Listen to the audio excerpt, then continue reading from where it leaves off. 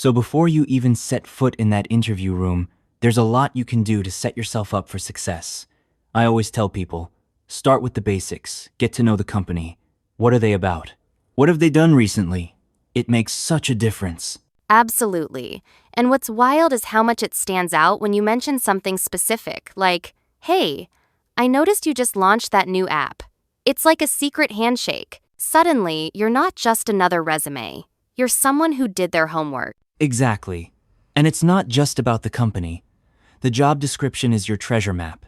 If they're looking for collaboration skills, have a story ready about a time you worked on a team. And don't forget those classic questions, tell me about yourself. Why should we hire you? I used to wing those, and honestly, it never went as well as when I practiced my answers out loud. Also, dressing the part, even if it's a video call, makes a difference to your confidence, not just your appearance. It really does. And bringing your own thoughtful questions shows you're curious and serious. When you come in prepared like that, you're already setting a great tone.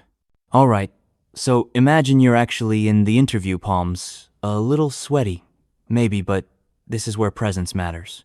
Smiling, making eye contact, or looking into the camera if you're online, those little things add up. Honestly, I used to underestimate that. Just sitting up straight and remembering to breathe helped me sound so much more confident. Plus, listening carefully, there were times I almost jumped in before the question was finished. Waiting just a second can really help you compose your answer. And when it's your turn to answer, the STAR method is gold. So, first, the situation, then your task, the actions you took, and finally the result. Like, I improved sales by 20% after streamlining outreach.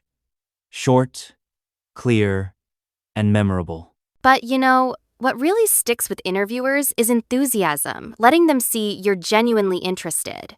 And if a question stumps you, admitting you're willing to learn actually shows maturity. Pretending you know everything just doesn't feel authentic. Once you've made it through the interview, your work isn't quite done yet. Sending a thank you note within a day isn't just polite, it's memorable. It's like your final handshake, even after you've left the room. I love that you mentioned that. The first time I sent a quick thank you email, just a couple of lines, like, thanks for your time, I'm excited about the role. I got a response back in minute. It really makes you stand out. And while you're waiting to hear back, take a few minutes to reflect. What went well? What could you tweak for next time? That way, even if it doesn't work out, you'll feel like you grew from the experience. Totally. Also, if you haven't heard anything after a week or two, don't be shy about a gentle follow-up. Just a polite check-in can show your continued interest, but avoid bombarding them with messages. That brings us to the classic mistakes. We've all had moments where we fumbled, maybe arrived a few minutes late or rambled through an answer. But being on time, that's non-negotiable. I've definitely made the mistake of speaking negatively about a past job never helps. Even if the experience was rough, it's better to focus on what you learned or how you handled challenges. Another one is over-explaining. I used to go into way too much detail, thinking it showed I was thorough, but it just made my answers drag on. Clear and concise is usually the way to go. And skipping your own questions or forgetting to research the company, those are easy fixes if you prep ahead.